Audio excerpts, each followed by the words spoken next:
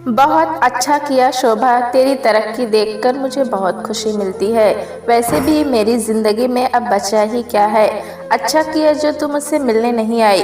मेरी सास का व्यवहार बहुत खराब है। वो तेरी बेइज्जती करती तो मुझसे बर्दाश्त नहीं होता। बहन, जो हुआ उसे भूल जा और नए सिरे से जिंदगी शुरू कर। लेकिन अभी तू बस आराम कर, ज्यादा मत सोच। भगवान ने तुझे बचा लिया।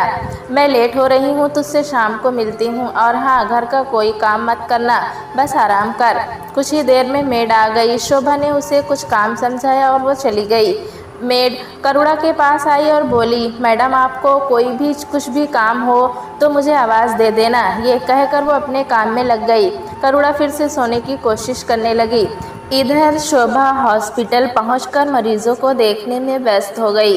दोपहर को शोभा और करण दोनों लंच करने बैठे तो शोभा ने कहा, करण, हमें करुणा के बारे में कुछ सोचना होगा। देखो शोभा, तुम बहुत जल्दबाजी कर रही हो। तुम समझो, उसने अभी 6 महीने पहले अपने पति की मौत देखी है। उसके बाद पिछले 6 महीने में ये सब झेला है। मुझे लगता है वो डिप्रेशन में चली गई, इसलिए उसे किसी नई बात के लिए राजी करना सही नहीं होगा। कम से कम 2-3 महीने उसे उस डिप्रेशन से बाहर निकलने दो। अभी 15-20 दिन उसे घर पर आराम करने दो, फिर उसे कभी कभी हॉस्पिटल ले आना, जिससे उसका मन बहल जाए। लेकिन याद रखना, हॉस्पिटल, डॉक्टर, मरीज, ऑपरेशन को देखते ही उसे अपने पति की मौत याद आ जाएगी। इसलिए सब कुछ धीरे धीरे करना। हाँ, तुम सही कह रहे हो। इस सब से उभरने के उसे काफी समय लगेगा। करण ने कहा, फिलहाल एक काम करो, उसे 1 सप्ताह आराम करने दो, फिर उसे शॉपिंग पर ले जाना। उसे उसकी पसंद के कपड़े वगैरह की शॉपिंग कराना, उसे अच्छा लगेगा। शोभा मान जाती है। शाम को शोभा कुछ फल लेकर करुणा के पास जाती है। करुणा, कैसा दिन बीता? कोई परेशानी तो नहीं हुई? ये कुछ फल है, मैं तेरे लिए लाई हूँ, इन्हें फ्रिज में रखवा रही हूँ। खाती रहना, ये नहीं कि ऐसे ही पड़े रहें। तू बहुत कमज़ोर हो गई है। तू मेरा कितना ध्यान रखती है। वैसे मैं सोच रही थी, कब तक तुझ पर बोझ बनी रहूँगी। मुझे कोई काम मिल जाता तो। तू मेरी बहन है, ये घर भी तेरा है। फिलहाल आराम कर। रही बात काम की, वो तो सब बाद में, पहले अपनी शक्ल देख, कितनी कमज़ोर हो गई है। अगर तू काम करना चाहती है तो पहले खा पी कर सेहत बना, फिर देखेंगे। ये सुनकर करुणा थोड़ा मुस्कुराई। चलो, मैडम के चेहरे पर हंसी तो आई, कहकर शोभा हंस पड़ी। इसी तरह समय बीत रहा था। करुणा को आए 2 महीने बीत चुके थे। इस बीच शोभा उसे कई बार बाहर घुमाने ले जाती थी, कभी कभी हॉस्पिटल ले जाती थी। करुणा अब बहुत बदल गई थी। वो अब हंसने लगी थी। शोभा की देखभाल से उसने अपनी सेहत को वापस पा लिया था। इसी बीच करुणा बार बार शोभा से काम के लिए कहती, लेकिन शोभा कोई ना कोई बहाना बनाकर टाल देती थी। इसी बीच करुणा करण से भी काफ़ी घुल मिल जाती है। करण करुणा से साली साहिबा कहकर थोड़ा हंसी मजाक कर लेता था, जिसका जवाब करुणा उसे जीजा जी कहकर देती थी। इसी तरह समय बीत रहा था। 3 महीने बीत जाने पर एक दिन करुणा ने शोभा से पूछा, शोभा, देख, मैं अब और बोझ नहीं बन सकती। या तो तू मुझे कहीं काम पर लगवा दे, या मैं कहीं और जाकर काम ढूंढूंगी। शोभा बोली, तू एक काम कर, कल से मेरे साथ हॉस्पिटल चल। शोभा करुणा को हॉस्पिटल ले जाकर अपने कैबिन में बिठा देती है। फिर करुणा शोभा के साथ साथ मरीज देखने जाती है। 15 दिन में करुणा सब कुछ समझ जाती है। शोभा उसे हॉस्पिटल की इंचार्ज बना देती है। वो अच्छी तरह सफाई का ध्यान रखती है, स्टाफ पर नजर रखती है, किसी मरीज को कोई परेशानी ना हो उसका भी ध्यान रखती है। हॉस्पिटल में कपड़े धुलकर आते हैं, उनका भी ध्यान रखती है। कुछ ही दिनों में पूरे हॉस्पिटल का काम संभाल लेती है। इससे शोभा का काम आधा रह जाता है। वो अब केवल मरीजों का ध्यान देती थी। हॉस्पिटल में कोई भी समस्या होती तो शोभा, करुणा से पूछो, ये कहकर उसे करुणा के पास भेज देती थी। करण का काम भी काफ़ी हल्का हो गया था। करुणा पूरा हॉस्पिटल अच्छे से संभाल लेती है। एक दिन शोभा की तबीयत खराब हो जाती है। वो हॉस्पिटल में बेहोश हो जाती है। शोभा का चेकअप होता है तो पता लगता है कि वो प्रेग्नेंट है। ये सुनकर करण और करुणा बहुत खुश होते हैं। करुणा अब हॉस्पिटल के काम के साथ साथ शोभा का भी ध्यान रखने लगती है। वो शोभा की डाइट का बहुत अच्छे से ध्यान रखती थी। करुणा का साथ पाकर शोभा बहुत खुश थी। एक तरफ करुणा पूरा हॉस्पिटल संभाल रही थी, दूसरी ओर शोभा का अच्छे से ध्यान भी रखती थी। करुणा अपना सारा दुख भूलकर काम में व्यस्त हो जाती है। धीरे धीरे वो उस हॉस्पिटल का पूरा संचालन अपने हाथ में ले लेती है। करुणा को पूरे दिन 1 मिनट की भी फुर्सत नहीं मिलती थी, फिर भी वो समय निकालकर एक बार हॉस्पिटल के सभी मरीजों से उनकी सेहत के बारे में पूछने जाती थी। उनका बहुत अच्छे से ध्यान रखती है। इसकी सेवा भाव ही मरीज और उनके परिजन बहुत सराहना करते थे। कभी कभी तो करुणा घर न आकर हॉस्पिटल में ही रात को रुककर काम निपटाती रहती थी।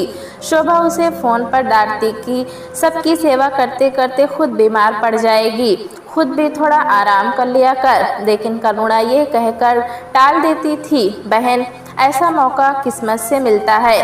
जिस दर्द से मैं निकल कर आ रही हूँ, इनके दर्द के आगे वो कुछ भी नहीं है। इनकी सेवा करके मुझे बहुत खुशी मिलती है। शोभा भी बहुत खुश थी। जैसे जैसे उसका समय नज़दीक आ रहा था, शोभा घर पर ही रहने लगी थी।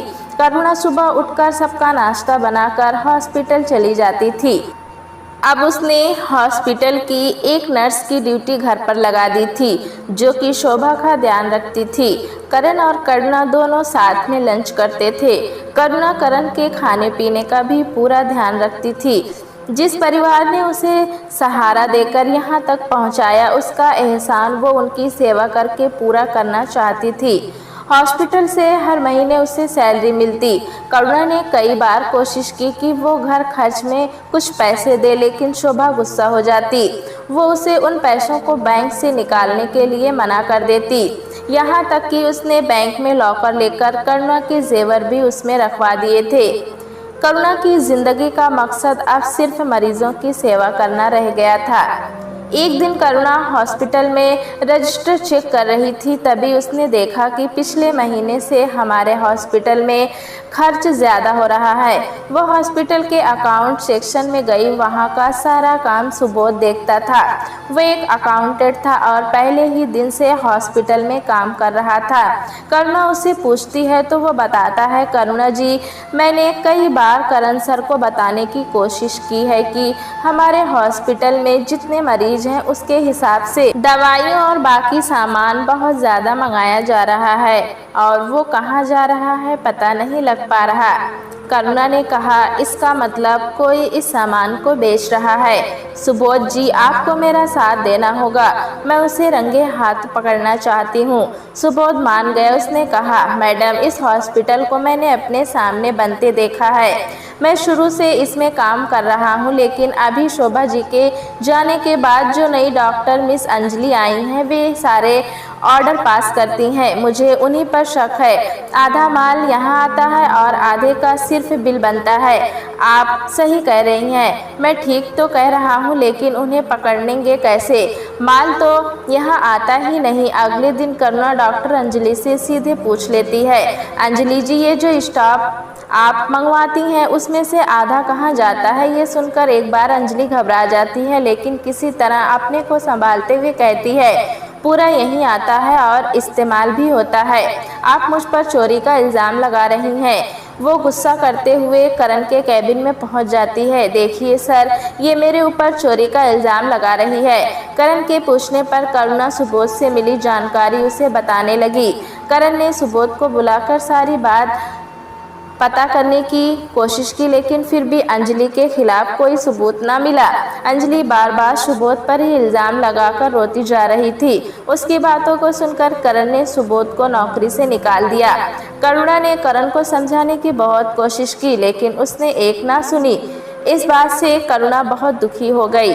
उसने बाहर जाकर सुबोध से बात की, सुबोध जी, मुझे माफ़ कर दीजिए। मुझे पहले सबूत ढूंढकर इल्ज़ाम लगाना चाहिए था। मेरे कारण आपकी नौकरी चली गई। अरे आप क्यों परेशान हो रही हैं? मुझे तो कहीं भी काम मिल जाएगा। रही बात इस नौकरी की, तो ये सब उस अंजलि की चाल है। करण सर से मुझे ये उम्मीद नहीं थी। आप बिल्कुल चिंता ना करें। सुबोध चला गया। करुणा को ये सब अच्छा नहीं लग रहा था, लेकिन वो कर भी क्या सकती थी।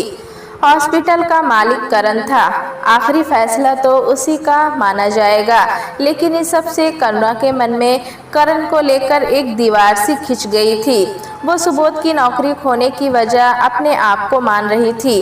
करुणा समय समय पर सुबोध को फोन कर नौकरी के बारे में पूछती रहती। अगले 2 महीने तक सुबोध को नौकरी नहीं मिली। वो वापस अपने गांव जाने की सोच रहा था। करुणा उसका हौसला बढ़ाती रहती थी।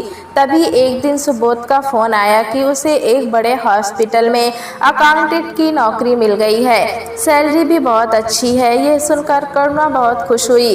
उसके मन से अपराध बोध कुछ कम हो गया। करुणा फिर से अपने काम में व्यस्त हो जाती है। हॉस्पिटल का काम और घर पहुंचकर शोभा का ध्यान रखना, इसी में उसका समय बीता जाता था। इसी बीच शोभा से अब कम ही चला फिरा जाता था, तो उसने करण का काम भी करुणा पर डाल दिया। करुणा, तुझे परेशान तो कर रही हूँ, लेकिन मैं मजबूर हूँ। तू करण का थोड़ा काम संभाल ले, जैसे उसके कपड़े लॉन्ड्री में देना, उसकी चीजें संभाल कर उसकी अलमारी में रखना। करण ये सब नहीं कर पाएगा। शोभा, तू बिल्कुल चिंता मत कर, जीजा जी को कोई परेशानी नहीं होगी। करुणा ने पूरी जिम्मेदारी उठा ली थी। शोभा को उसके आने से बहुत सुकून मिल रहा था। एक दिन शोभा ने करुणा से कहा, करुणा, तेरा मन नहीं करता कभी अपने गांव जाकर अपने घर के बारे में पता करने का? वहां अब कौन होगा? आखिर तेरा हिस्सा है। नहीं, अब तक मेरे ससुराल वालों ने वहां सब कुछ उल्टा सीधा बता दिया होगा कि मैं घर से भाग गई हूँ। इसे सुनकर मेरे रिश्तेदार, ताऊ ताई सब मुझसे कोस रहे होंगे। वैसे भी अब उस घर में बचा ही क्या है? वो तो ताऊ ने हड़प लिया होगा। नहीं करुणा, हिस्सा तो तेरा ही रहेगा। अभी तो मैं नहीं जा सकती, लेकिन सब कुछ ठीक होने पर मैं तुझे ले जाऊंगी वहां और तेरा हिस्सा बेचकर तुझे पैसे दिलवाऊंगी। नहीं शोभा, मैं वापस उन सब चीज़ों को याद करके परेशान नहीं होना चाहती। वैसे भी मुझे यहाँ किसी चीज़ की कमी नहीं है। मैं तो अपना दुख मिटाने के लिए मरीजों की सेवा करती हूँ। कहकर करुणा की आंखों में आंसू आ गए। शोभा ने उसे चुप कराते हुए कहा, अच्छा चल, अब रो मत, हम नहीं जाएंगे। इसके बाद करुणा शोभा को नाश्ता देकर घर के कामों में लग गई। सारे काम निपटा कर वो फटाफट हॉस्पिटल पहुँच गई। करण जब शोभा के पास आया तो शोभा ने कहा, करण, हमें करुणा के लिए कुछ करना चाहिए, जिससे उसे कभी ऐसा ना लगे कि वो हम पर बोझ है। करण बोला, क्यों ना हम उसे गांव का मकान बेचकर और कुछ लोन लेकर उसके लिए एक मकान खरीद दें। वैसे भी हॉस्पिटल से मिले पैसों का कुछ नहीं करती। हाँ, मैं भी यही सोच रही थी। मैंने करुणा से बात भी की थी, लेकिन वो गांव जाना ही नहीं चाहती। उसकी ज़रूरत नहीं पड़ेगी, मैं प्रॉपर्टी डीलर से बात कर लूँगा। उसे सिर्फ कोर्ट जाना होगा साइन करने के लिए। तुम इसके लिए करुणा को मना लो बस। हाँ, ये ठीक रहेगा। इससे उसका शहर में अपना घर हो जाएगा। वो चाहे तो यहाँ रहे और चाहे तो अपने घर में। करण तैयार होकर नाश्ता करके हॉस्पिटल चला जाता है। शोभा करुणा के बारे में सोच रही थी कि करुणा का मकान का काम हो जाए तो वो कोई अच्छा सा लड़का देखकर उसकी शादी करवा दे। इसी तरह समय बीत रहा था। एक दिन शोभा को तकलीफ होने लगी। रात को करुणा उसके पास ही थी। करुणा उठकर जाती है। हॉस्पिटल जाना होता है। करुणा ने जल्दी से करण को उठाया। दोनों मिलकर शोभा को हॉस्पिटल ले गए। करण और करुणा दोनों हॉस्पिटल में शोभा के साथ थे। शोभा को बहुत तेज दर्द हो रहा था। रात के करीब 2 बजे शोभा ने एक बेटे को जन्म दिया। करुणा और करण बहुत खुश हुए। तभी करुणा ने कहा, जीजा जी, शोभा ने छोटे छोटे कपड़े बनाए थे बच्चे के लिए, मैं घर से उन्हें ले आती हूँ। करण ने कहा, ठीक है, रात में तुम अकेली मत जाओ, मैं भी तुम्हारे साथ चलता हूँ। वैसे भी शोभा अभी सो रही है और डॉक्टर हैं उसके पास। करण करुणा के लेकर उसे घर चला जाता है। करुणा शोभा के बेडरूम में जाकर उसकी अलमारी में बच्चे के कपड़े निकालने लगती है। तभी करण वहां आ जाता है। करण कहता है, करुणा, तुम कब तक अकेली रहोगी? मेरा मतलब है मैं तुम्हारी मदद कर सकता हूँ। वो करुणा का हाथ पकड़कर अपनी ओर खींचने लगता है। करुणा अचानक हुए इस हमले से घबरा जाती है। उसे करण से ऐसी उम्मीद नहीं थी। वो धक्का देकर अपने आप को उससे अलग करती है, लेकिन करण उससे जबरदस्ती करने लगता है। तभी करुणा उसे जोर से थप्पड़ मारती है। कमीनो, तुम सब मर्द एक जैसे हो जानवर। मेरे देवर और तुझ में कोई फर्क नहीं है, बस मौका मिलना चाहिए। तुझे शर्म नहीं आती? एक लाचार पर जोर जबरदस्ती करते हुए करुणा तेजी से सब फेंक कर बेडरूम से बाहर आ जाती है। करण उसे पकड़ने के लिए बाहर आता है, तभी डोरबेल बजती है। करण घबराकर गेट की ओर जाता है। करुणा अपने अस्त व्यस्त कपड़े को ठीक करती है। उसकी आंखों से आंसू बह रहे थे। तभी वो देखती है हॉस्पिटल का वार्ड बॉय सामने खड़ा था। साहब जल्दी चलिए, आपका बच्चा नहीं बचा। उसे जोर की हिचकी आई और वो मर गया। सुनकर करण घबरा गया। करुणा ने आंखें लाल करते हुए करण की ओर देखा, जैसे वो उसे बता रही थी कि उसके कर्मों की सजा उसके बेटे को मिल गई। करण ने एक नज़र करुणा की ओर देखा, उसकी आंखों से आंसू बह रहे थे। वो झट से हॉस्पिटल की ओर चल दिया। इधर करुणा ने एक सूटकेस में अपने उल्टे सीधे कपड़े भरे और वहां से बाहर चल दी। जाते समय उसने एक बार उस मकान की ओर टेबल पर रखी शोभा की फोटो को देखा, लेकिन मायूसी और डर ने उसकी सोचने समझने की शक्ति खत्म कर दी थी। वो तेजी से बाहर निकल गई। करुणा शोभा के घर से बाहर निकली। बाहर अंधेरी रात में उसे समझ नहीं आ रहा था कि क्या करे, कहाँ जाए। एक तरफ उसने आगे की ओर देखा तो हॉस्पिटल दिखाई दिया। वहाँ शोभा पता नहीं किस हाल में होगी, उस पर क्या बीत रही होगी। यह सोचकर उसके पैर हॉस्पिटल की ओर बढ़ गए, लेकिन तभी उसके हाथ में सूटकेस का ध्यान आया और करण का घिनौना चेहरा उसके सामने आ गया। करुणा ने सोचा, शोभा कभी भी उसकी बात का विश्वास नहीं करेगी। करण अपनी इज्जत बचाने के लिए उस पर कुछ भी इल्ज़ाम लगा देगा, जिसे गलत साबित करने के लिए उसके पास कोई सबूत नहीं है। शोभा जैसी अच्छी सहेली को खोने का डर उसे था, लेकिन अब वह इस सब में दोबारा नहीं फंसना चाह रही थी। नफरत हो गई थी उसे। यही सब सोचकर उसके कदम रुक गए और दूसरी ओर मुड़ गए। कुछ पैसे थे उसके पास, एक अच्छी खासी रकम बैंक में थी। उसने अपना फ़ोन निकाला और एक अच्छे होटल के लिए कैब बुक की। कुछ ही देर में कैब आ गई। वो उसमें बैठकर होटल पहुंच गई। होटल पहुंचकर उसने चेक इन किया और होटल के रिसेप्शन पर हिदायत दी कि कोई भी उसके बारे में पूछे तो उसकी पहचान गुप्त रखी जाए। अपने कमरे में पहुंचकर करुणा बेड पर बैठकर बहुत देर तक रोती रही। आगे उसे अंधेरा ही नजर आ रहा था। आज तक उसने जो भी सहा है उसमें उसकी कोई गलती नहीं थी, लेकिन एक बार फिर से वो बेसहारा हो चुकी थी। उसके दिमाग में बहुत कुछ चल रहा था। इतनी बड़ी दुनिया में कोई भी उसका अपना नहीं था। वो बहुत कुछ सोच रही थी। तभी उसे ख्याल आया कि जीना ही क्यों चाहती है, अब है कौन उसकी ज़िंदगी में। क्यों ना मौत को ही गले लगाकर हमेशा के लिए इस सब से पीछा छुड़ा ले। बहुत देर तक यही सब विचार करती रही, लेकिन उसकी हिम्मत नहीं हो रही थी ये कदम उठाने के लिए। घबराहट, चिड़चिड़ापन, अंदर की घुटन से उसे बहुत थका दिया था। वो बेड पर लेटी अपनी पिछली जिंदगी के बारे में सोच रही थी कि पता नहीं कब उसे नींद आ गई। सुबह करुणा की आंख खुली तो 12 बज चुके थे। वो जानती थी शोभा उसे ना पाकर बहुत परेशान हो रही होगी और करण को उसे ढूंढने भेजा होगा, लेकिन वो अब शोभा से भी मिलना नहीं चाह रही थी। करुणा को कुछ समझ नहीं आ रहा था। वो उठी तो सिर में बहुत तेज दर्द हो रहा था। कल दोपहर से उसने कुछ खाया नहीं था और रात भर रोती रही। करुणा ने फ़ोन पर नाश्ता ऑर्डर किया। कुछ ही देर में नाश्ता आ गया। करुणा ने नाश्ता किया, उसके बाद वो नहाने चली गई। कुछ ही देर में वो नहा धोकर तैयार हो गई, लेकिन अब उसे चिंता होने लगी थी। उसे जल्द ही कोई फैसला लेना होगा। होटल में कब तक रह सकती है, आगे जीवन में क्या करना है, कहाँ जाना है, यही सब सोचते सोचते शाम हो गई। शाम को उसने खाना ऑर्डर किया। खाना उससे खाया नहीं जा रहा था। थोड़ा सा खाकर उसने वापस कर दिया। बेड पर बैठे बैठे उसके मन में हजारों प्रश्न उठ रहे थे। एक बार मन किया जाकर शोभा से मिलाए।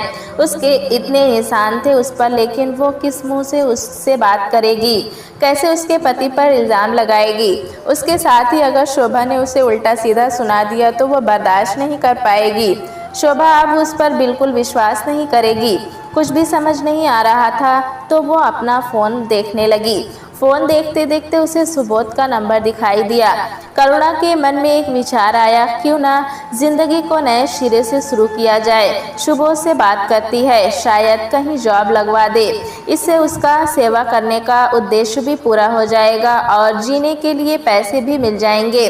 वो सोच ही रही थी, तभी उसे ख्याल आया कि उसके पास तो कोई डिग्री या कोई कोर्स का सर्टिफिकेट तो नहीं है, उसे हॉस्पिटल में नौकरी कैसे मिलेगी।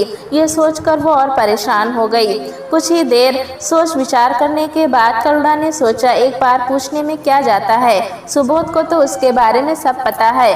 करुणा ने सुबोध को फोन मिलाया। सुबोध, मुझे तुमसे कुछ ज़रूरी बात करनी थी। सुबोध बहुत खुश हुआ, बोला, करुणा मैं तुम्हारे किसी काम आ सकूं तो मुझे बहुत खुशी होगी, बताओ क्या बात है। सुबोध, मुझे नौकरी चाहिए थी। मैंने वो हॉस्पिटल और शोभा का घर छोड़ दिया। मैं एक होटल में हूँ, लेकिन ये बात किसी को बताना मत, ना ही इसका कारण पूछना। क्या तुम मेरी मदद कर सकते हो? करुणा, तुम चिंता मत करो, मैं कल ही अपने हॉस्पिटल में बात करता हूँ। यहाँ बात नहीं बनी तो मेरी कई हॉस्पिटल में जान पहचान है, कहीं ना कहीं सेटिंग हो जाएगी। लेकिन सुबोध, तुम तो जानते हो मेरे पास केवल एक्सपीरियंस है, कोई डिग्री या सर्टिफिकेट नहीं है। तुम चिंता मत करो, मैं पूरी कोशिश करूँगा। मुझे बस एक दिन का समय दो, और हाँ, अगर कुछ पैसे वगैरह या कोई और मदद चाहिए हो तो बताओ। तुमने पूछा, मुझे अच्छा लगा, लेकिन मेरे पास पैसे हैं, तुम चिंता मत करो। बस एक बात याद रखना, ये बात तुम्हारे और मेरे बीच रहनी चाहिए, क्योंकि मुझे पता है वे लोग मुझे ढूंढने निकलेंगे। मैं उन्हें बिना बताए निकल आई हूँ। सुबोध ने उसे तसल्ली दी कि वो किसी से यह राज नहीं खोलेगा। सुबोध से बात करके करुणा को बहुत अच्छा लगा। अगले दिन सुबोध का फोन आया, करुणा, मैंने अपने ही हॉस्पिटल में बात कर ली है, तुम एक बार यहाँ आकर मिल सकती हो। मैंने उन्हें सब बता दिया है, क्या तुम अभी आ सकती हो? करुणा ने हाँ बोल दिया और वो तैयार होकर कुछ ही देर में सुबोध के हॉस्पिटल पहुंच गई। करुणा का इंटरव्यू चल रहा था। वो सारे सवालों के ढंग से जवाब दे रही थी। सुबोध भी उसके साथ था। सुबोध ने करुणा की जिम्मेदारी लेते हुए इंटरव्यू लेने वालों को मना लिया। करुणा को 3 महीने के ट्रायल के लिए रखा गया। अगर उसका काम उन्हें पसंद आया तो वे उसे जॉब पे रख लेंगे। करुणा बहुत खुश थी। इंटरव्यू के बाद सुबोध करुणा को बाहर तक छोड़ने आया। करुणा, मैं जानता हूँ तुम बहुत सेवा भाव से काम करती हो। तुम 3 महीने में सबका दिल जीत लोगी। अब रहने का क्या करना है? होटल तो बहुत महंगा पड़ रहा होगा।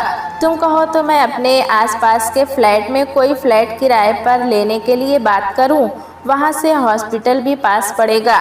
करुणा ने हाँ में सिर हिलाया। सुबोध से विदा लेकर वो वापस होटल आ गई। उसी दिन शाम के समय सुबोध का फोन आया। उसने बताया, एक फ्लैट किराए पर मिल गया है, तुम चाहो तो देख लो। सुबोध, तुमने देख लिया तो ठीक ही होगा, मैं कल सामान लेकर आ जाती हूँ।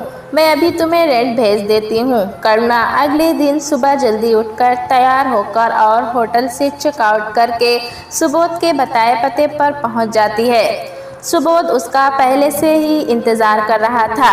करुणा को लेकर वो फ्लैट में पहुंच गया। करुणा जल्दी में ऐसा ही ढूंढ पाया।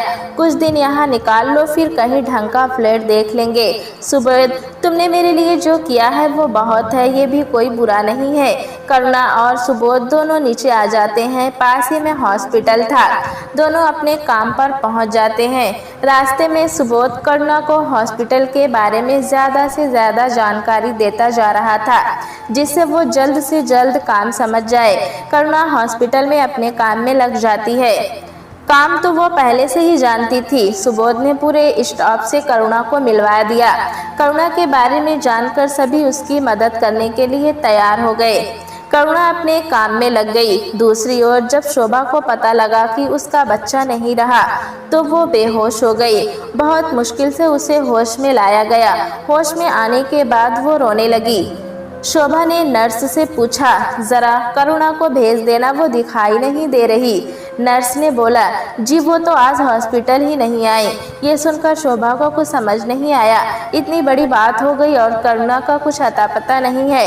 ऐसा कैसे हो सकता है? इस मुसीबत में मुझे अकेला छोड़कर वो कहाँ जा सकती है? शोभा ने तुरंत करण को फोन किया। करण, करुणा कहाँ है? शोभा की बात सुनकर करण घबरा गया, लेकिन अपने आप को संभालते हुए बोला, शोभा, करुणा घर पर होगी, तुम चिंता मत करो, तुम बस आराम करो, मैं देखता हूँ। शोभा को किसी तरह टालकर करण ने फिलहाल चैन की सांस ली। शोभा अपने बच्चे के बारे में सोचकर बहुत परेशान हो रही थी। करण उसके पास बैठा था। वो करण से लिपटकर रो रही थी और बार बार करुणा के बारे में पूछ रही थी, लेकिन करण के पास इसका कोई जवाब नहीं था। शाम होने को आई। शोभा को पता था कि करुणा उसके लिए खाना बनाकर ले आएगी।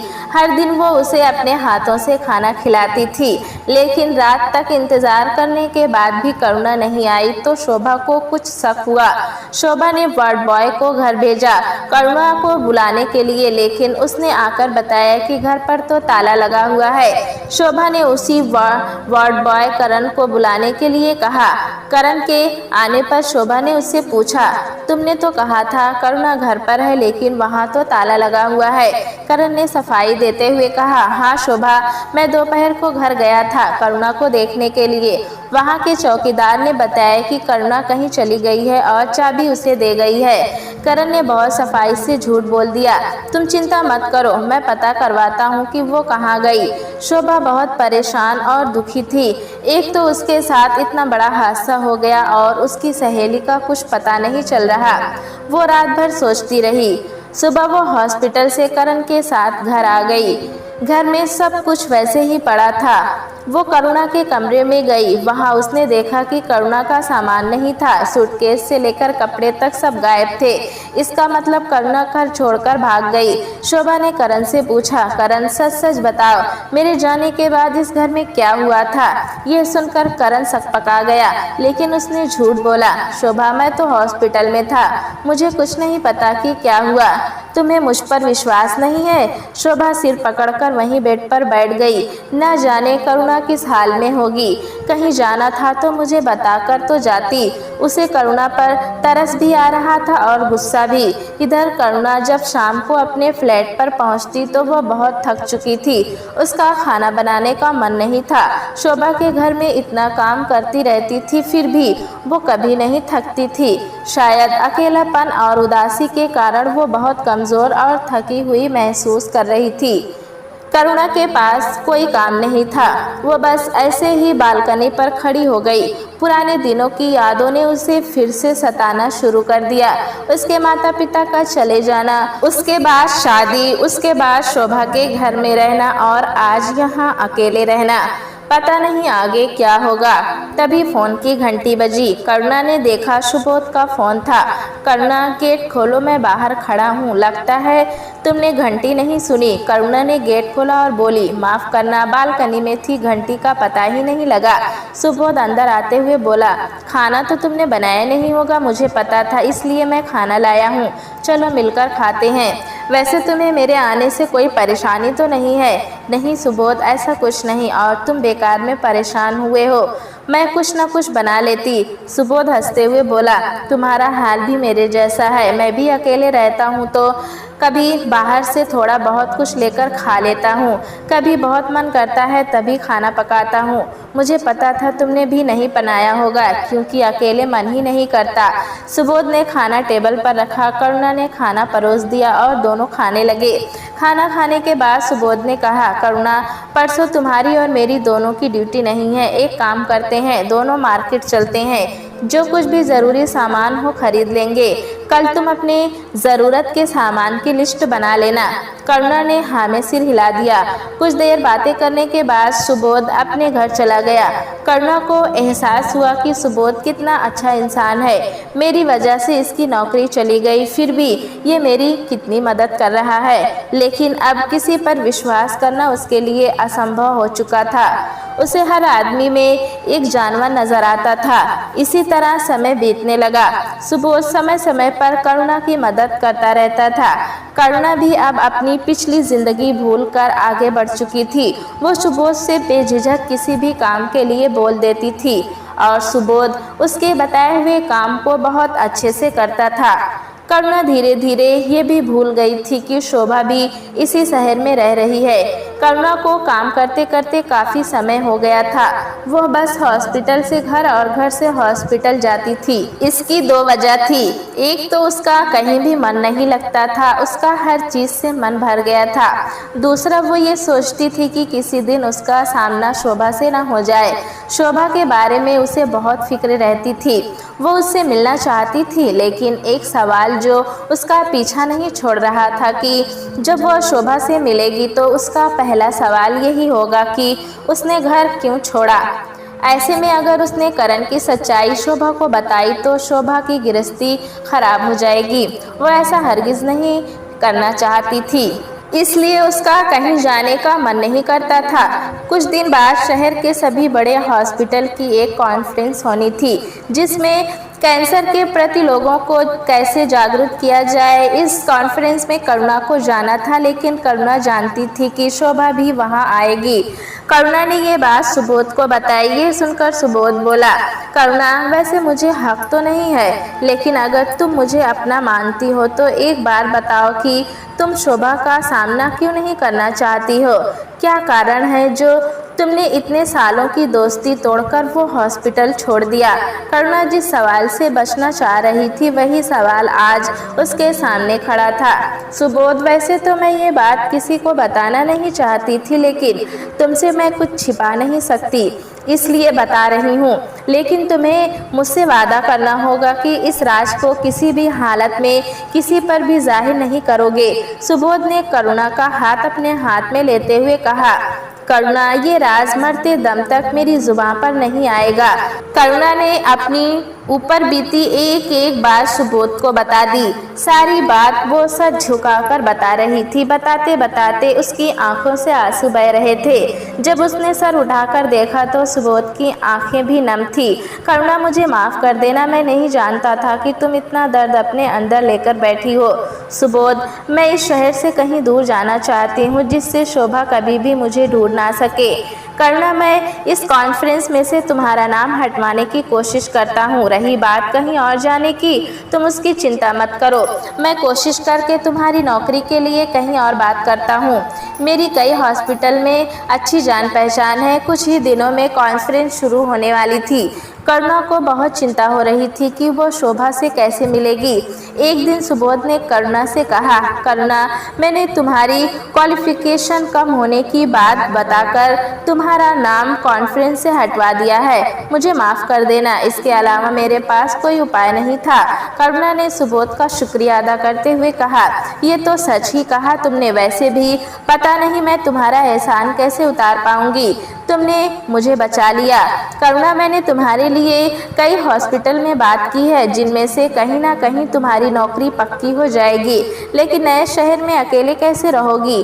करुणा कुछ देर चुप बैठी रही, फिर बोली, सुबोध बहुत से लोगों के सहारे मैं यहाँ तक पहुँची हूँ, लेकिन अब अपने दम पर दुनिया का मुकाबला करना चाहती हूँ। जो होगा देखा जाएगा। वहाँ भी तुम्हारे जैसे अच्छे लोग मिल जाएंगे। सुबोध हंसने लगा, फिर बोला, मेरे जैसे क्या? अगर तुम कहो तो मैं ही साथ में चलता हूँ। नहीं, मैं ऐसा सोच भी नहीं सकती। पहले भी एक बार मेरे कारण तुम्हारी नौकरी जा चुकी है। अब की बार ऐसा हुआ तो मैं अपने आप को कभी माफ नहीं कर पाऊंगी। सुबोध चुप रह गया। सुबोध मन ही मन करुणा को चाहने लगा था, लेकिन यह बात वो अपने मुंह से कह नहीं पा रहा था। पर अब जब करुणा नए शहर में जा रही थी तो उसे कुछ समझ नहीं आ रहा था कि बात को आगे कैसे बढ़ाए। इसी तरह कुछ दिन बीत जाते हैं। एक दिन सुबोध करुणा के घर आता है। करुणा तुम्हें परसों एक हॉस्पिटल में जाना है, मैंने बात कर ली है, बस तुम मिल आओ।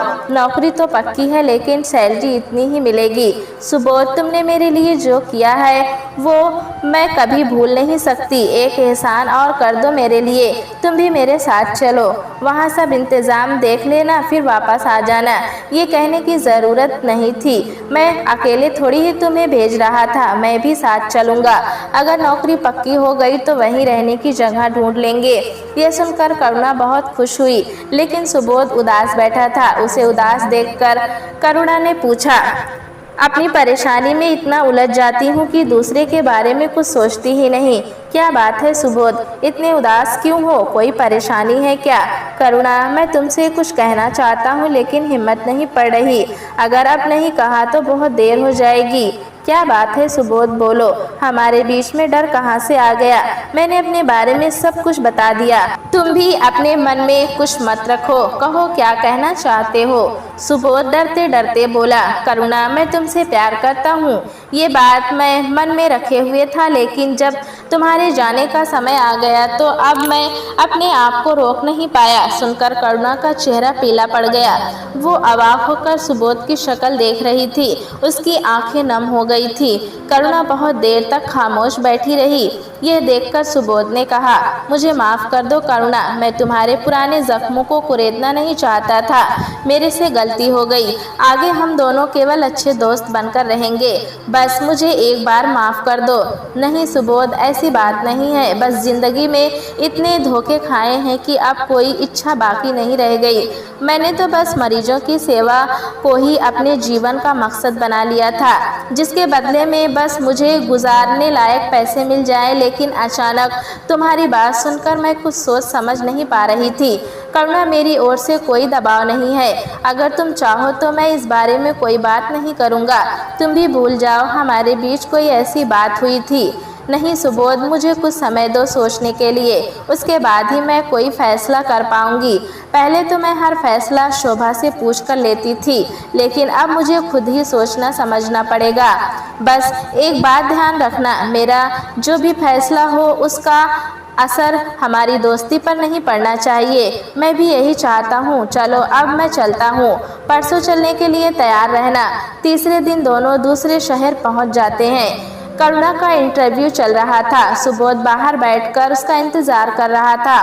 बहुत देर इंतजार करने के बाद भी करुणा नहीं आई तो सुबोध वहां से निकलकर पास ही में एक टी स्टॉल पर चाय पीने चला गया। उसके जाने के बाद करुणा बाहर आई तो देखा सुबोध वहां नहीं था।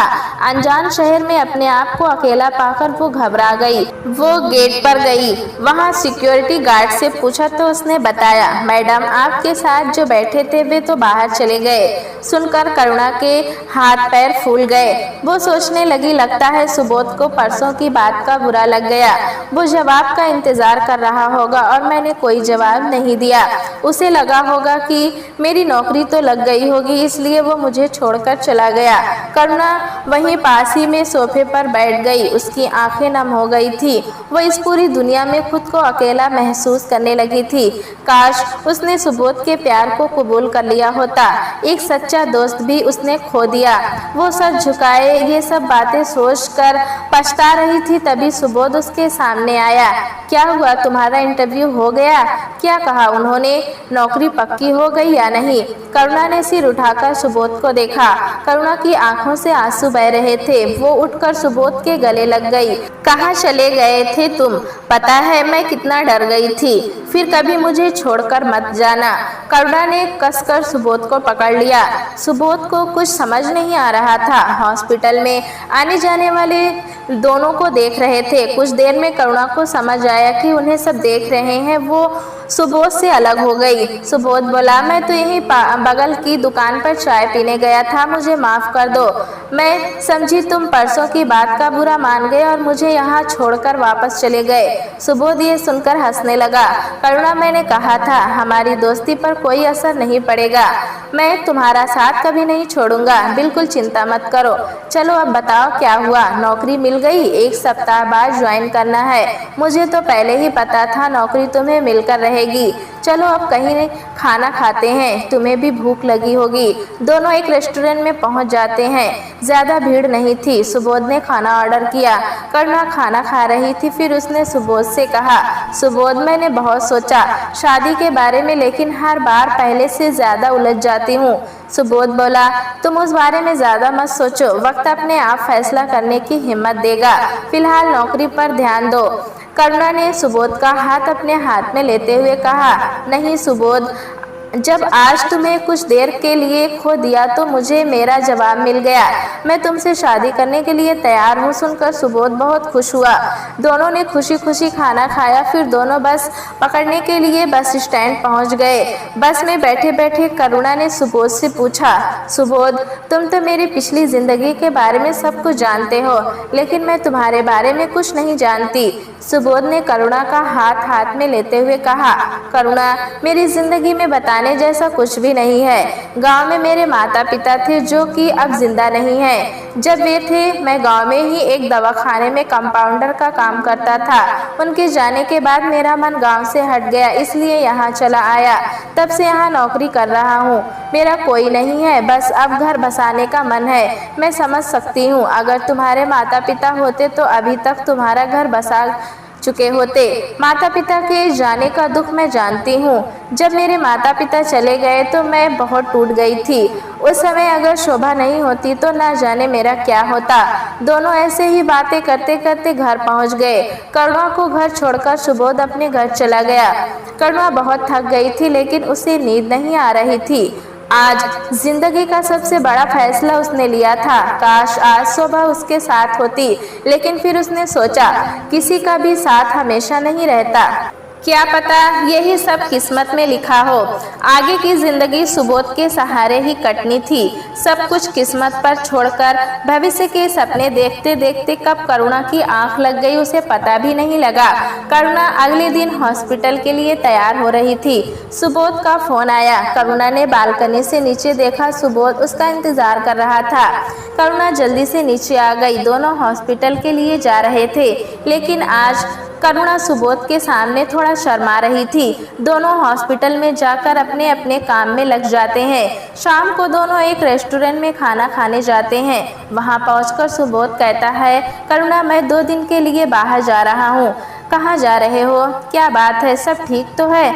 हाँ, सब ठीक है। मुझे एक जगह से नौकरी का ऑफर मिला है, मैं वहीं जा रहा हूँ। अगर बात बन गई तो 1 सप्ताह बाद मैं भी वहीं शिफ्ट हो जाऊँगा।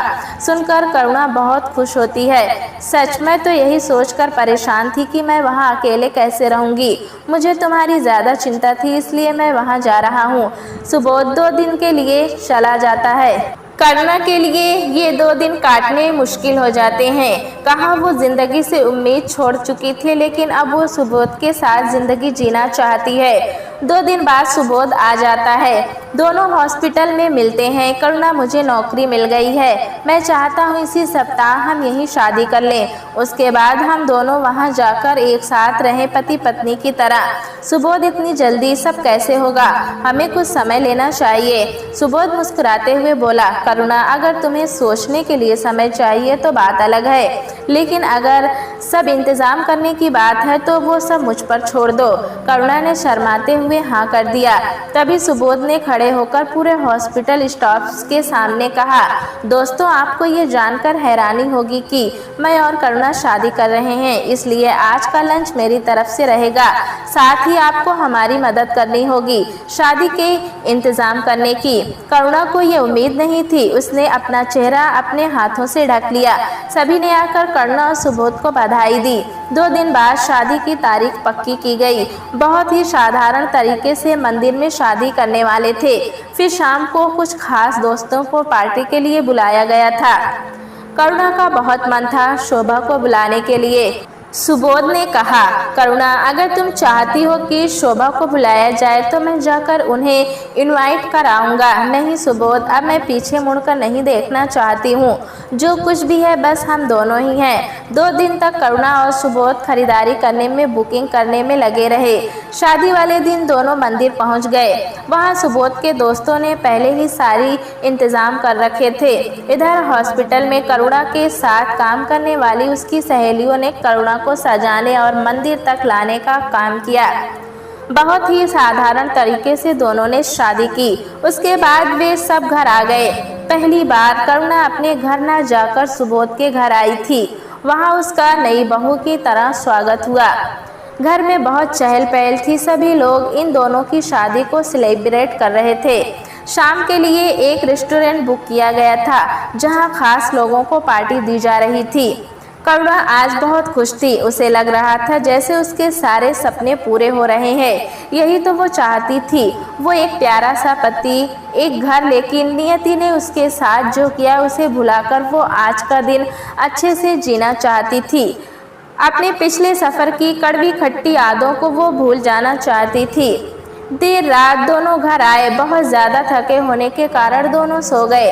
अगले दिन करुणा उठी। उसने नहा धोकर भगवान की पूजा की। सुबोध जब उठकर आया तो करुणा पूजा कर रही थी। उसे देखकर सुबोध ने कहा, करुणा आज लगता है सचमुच भगवान घर में आए हैं। मैं तो ऐसे ही हाथ जोड़कर निकल जाता था। अब आप देखिए कैसे मैं सब संभालती हूँ। सुबोध हंसने लगा। करुणा ने कहा, अब हमारे पास बहुत कम समय है। हम आज ही चलते हैं नई जगह पर फ्लैट देखने। 4 दिन बाद हमें वहां ज्वाइन करना है। सुबोध तैयार होकर आ जाता है। एक टैक्सी किराए पर लेकर दोनों दूसरे शहर के लिए निकल जाते हैं। हाईवे पर टैक्सी हवा से बातें करते हुए जा रही थी। करुणा गाड़ी के बाहर देखते हुए सोच रही थी, शायद पिछली जिंदगी के सारे दुख पीछे छूट रहे हैं। लेकिन नियति को कुछ और ही मंजूर था। करुणा और सुबोध दोनों नए शहर में जाकर प्रॉपर्टी डीलर से मिलते हैं। वो उन्हें कई फ्लैट दिखाता है जिनमें से एक उन्हें पसंद आ जाता है। दोनों उसे एडवांस देकर वापस आ जाते हैं। अगले दिन दोनों फ्लैट खाली करके सारा सामान लेकर नए फ्लैट में पहुंच जाते हैं। दोनों के पास बहुत कम सामान था, इसलिए उन्हें शिफ्ट होने में ज़्यादा परेशानी नहीं हुई। नई जगह आकर करुणा को बहुत अच्छा लग रहा था। अगले दिन जाकर दोनों ने अपने अपने हॉस्पिटल में नौकरी ज्वाइन कर ली। करुणा शाम को घर पहुंची तो सुबोध वहां नहीं था। वो सुबोध का इंतजार करने लगी। सुबोध को फोन किया तो उसने कहा, कुछ काम है, थोड़ी देर हो जाएगी। शाम को जब सुबोध आया तो करुणा ने पूछा, इतनी देर कहाँ लगा दी आपने? कुछ नहीं, बस तुम्हारे लिए कुछ खरीदारी कर रहा था। ये देखो, कहकर सुबोध ने एक पैकेट पकड़ा दिया। करुणा ने देखा तो वह एक ज्वेलरी सेट था। बहुत ही सुंदर सेट था। सुबोध, इसकी क्या ज़रूरत थी? अभी हमें बचत करने के ही चलना है। सुबोध ने उसे समझाते हुए कहा, तुम्हारी बात ठीक है, लेकिन शादी पर तुम्हें कोई गिफ्ट भी तो देना चाहिए था। अब जरा पहनकर दिखाओ। करुणा ज्वेलरी पहनकर सुबोध के सामने आती है। सुबोध उसे देखता ही रह जाता है। करुणा ज्वेलरी उतारकर बोलती है, सुबोध, मेरे पास भी ज्वेलरी है और ये भी आ गई। इसे घर पर रखना ठीक नहीं है। हम एक लॉकर लेकर उसमें रख देते हैं। ठीक है, कुछ दिन में लॉकर ले लेंगे। अभी यहीं संभाल कर रख लो। करुणा ज्वेलरी को अपनी ज्वेलरी के साथ रख देती है और फिर रसोई के काम में लग जाती है। इसी तरह समय बीत रहा था। करुणा सुबोध का साथ पाकर बहुत खुश थी। सुबोध उसे बहुत खुश रखता था। जिंदगी से उसकी जो शिकायतें थी वो अब दूर हो चुकी थी। शादी के 6 महीने सब कुछ ठीक चलता रहा। उसके बाद एक दिन करुणा ने सुबोध से कहा, सुबोध, क्या बात है, अब तुम बहुत देर से घर आते हो? हॉस्पिटल में काम ज़्यादा है, ड्यूटी है, करनी तो पड़ेगी। सुबोध और करुणा के बीच दूरियां बढ़ती जा रही थी। छुट्टी वाले दिन भी सुबोध काम का बोलकर हॉस्पिटल चला जाता था। सुबोध के बदलते व्यवहार से करुणा परेशान रहने लगी थी। उसने कई बार सुबोध से पूछा, लेकिन सुबोध ने कुछ भी नहीं बताया। करुणा को सुबोध की चिंता रहने लगी थी। एक दिन वो शाम के समय सुबोध के हॉस्पिटल पहुंच जाती है। करुणा ने सोचा, चलो आज रेस्टोरेंट में डिनर करेंगे। वहां जाकर उसने रिसेप्शन पर पता किया तो पता चला कि सुबोध तो घर चला गया। फिर उसने पूछा, मैडम, आपके हॉस्पिटल में काम बहुत ज़्यादा है? मेरे पति मतलब सुबोध जी बहुत देर से घर आते हैं। रिसेप्शन पर बैठी मैडम ने कहा, नहीं, यहाँ सबके काम के घंटे फिक्स हैं। हमारे पास शिफ्ट में काम होता है। ड्यूटी टाइम के बाद किसी को नहीं रोका जाता। सुनकर करुणा का दिल धक से बैठ जाता है। हे भगवान, सुबोध मेरे से झूठ बोलकर घर से गायब रहता है। वो मुझसे बचने की कोशिश कर रहा है। इसी उधेड़-बुन में वो घर पहुंच जाती है। कुछ देर बाद सुबोध आ जाता है। करुणा उससे पूछती है तो वो वही हॉस्पिटल का बहाना बना देता है। मैं आज हॉस्पिटल गई थी, वहाँ तो कोई ओवर टाइम नहीं होता, फिर तुम देर रात तक कहाँ रहते हो। सुबोध ये सुनकर हक्का बक्का रह जाता है। करुणा, ऐसा कुछ नहीं है, वो लड़की अभी नई आई है, मुझे नहीं जानती, मैं डॉक्टर के साथ रहता हूँ। किसी तरह करुणा को समझाकर सुबोध शांत करता है, लेकिन करुणा के मन में शांति नहीं थी। वो रात भर जागकर यही सब सोचती रहती है। दोनों धीरे धीरे एक अजनबी की तरह रहने लगते हैं। अब ना सुबोध उससे ज्यादा बात करता था, ना उसकी ओर ध्यान देता था। करुणा को ये बात समझ नहीं आ रही थी कि अचानक सुबोध का व्यवहार बदल क्यों गया है। एक दिन सुबोध हॉस्पिटल चला गया। करुणा का मन हॉस्पिटल जाने का नहीं था, वो घर पर ही थी। कुछ देर बाद घंटी बजी। एक पोस्टमैन सामने खड़ा था। उसने करुणा को एक चिट्ठी दी। चिट्ठी सुबोध के नाम थी। करुणा ने चिट्ठी टेबल पर रख दी और रसोई के काम में लग गई। जब दोपहर को वो खाना खाने बैठी तो सामने चिट्ठी देखकर उसने सोचा, सुबोध का तो कोई नहीं, फिर ये चिट्ठी किसने भेजी। करुणा ने चिट्ठी खोलकर पढ़ना शुरू किया। चिट्ठी पढ़ते पढ़ते करुणा की आंखों से आंसू आ गए। पूरी चिट्ठी पढ़कर वो सकते में आ गई थी। ये चिट्ठी किसी कोमल की थी, सुबोध की पत्नी कोमल, और उसने लिखा था कि आप पिछले 8 महीने से गांव नहीं आए। दोनों बच्चे आपको बहुत याद करते हैं, एक बार आकर मिल जाइए। एक बार फिर करुणा के साथ धोखा हो चुका था।